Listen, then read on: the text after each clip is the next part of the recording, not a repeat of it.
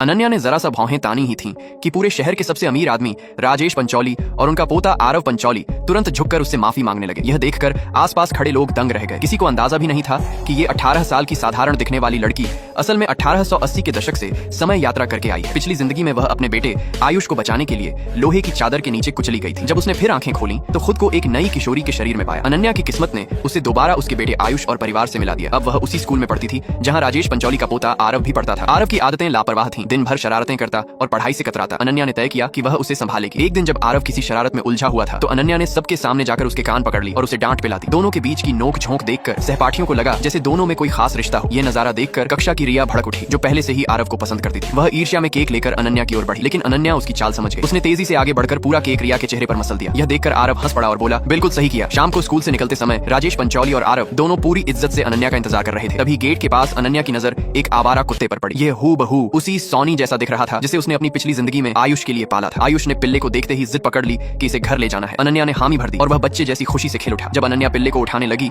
तो आरव ने फुर्ती दिखाते हुए पहले ही उसे गोद में ले लिया। यह दृश्य किसी ने वीडियो बनाकर सोशल मीडिया पर डाल दिया। देखते ही देखते आरव पंचौली ट्रेंड में आ गया। आयुष ने हंसते हंसते कहा, सोनी को आरव के पास ज्यादा मत रहने देना वरना बिगड़ जाएगा। यह सुनकर आरव सकपका गया। धीरे धीरे कहानी में मोड़ आया। राजेश पंचौली का चौथा बेटा करण पंचौली, जिसे सब चौथे साहब कहते थे, अहंकारी और गुस्सैल स्वभाव का था। एक दिन वह शोर मचाते पिल्ले और आयुष से इतना चिढ़ गया कि गुस्से में कांच का गिलास उठाकर मारने ही वाला था कि तभी पास खड़े समीर, जो घर की नौकरानी का बेटा था, बीच में आ गया। गिलास उसकी बांह पर लगा और खून बह निकला। करण यह बर्दाश्त नहीं कर पाया कि एक नौकरानी का बेटा उसका विरोध करे। उसने समीर को घूंसा जड़ दिया और धमकाते हुए बोला कि इसे सबक सिखाएगा। नौकरानी भी अपने बेटे का पक्ष लेने के बजाय उल्टा करण की हाँ में हाँ मिलाने लगी। तभी अनन्या वहां आ पहुंची। उसने बिना हिचकिचाए करण का हाथ पकड़कर उसे जकड़ लिया और कहा, पंचौली खानदान हमेशा इज्जत और इंसानियत के लिए जाना गया है, लेकिन तुम में जरा सी भी भलमनसाहत नहीं है। तुम जैसे लोग इस खानदान की शान नहीं, कलंक हो। ये सुनकर सब लोग सन्न रह गए। नौकरानी ने तुरंत राजेश पंचौली को बुलाया, लेकिन राजेश ने हैरान कर देने वाला जवाब दिया, अब से घर में वही होगा जो अनन्या कहेगी। करण को यह समझ ही नहीं आया कि आखिर सब उसके बजाय अनन्या का साथ क्यों दे रहे हैं। जब अनन्या ने धमकी दी कि वह पूरे मामले की शिकायत राजेश पंचौली से करेगी तो करण डरकर समीर से माफी मांगने लगा, लेकिन अनन्या ने वहीं ऐलान कर दिया, आज से तुम पंचौली परिवार से बाहर हो, तुम्हें इस घर में रहने का कोई हक नहीं। ये सुनते ही करण बुरी तरह उखड़ गया, गुस्से में पागल सा हो गया। लेकिन पंचौली परिवार के बाकी लोग चुपचाप अनन्या के फैसले को मान गए। अब अनन्या और करण पंचौली के बीच की दुश्मनी खुलकर सामने आ चुकी थी। दोनों के बीच टकराव किसी भी पल भड़क सकता था।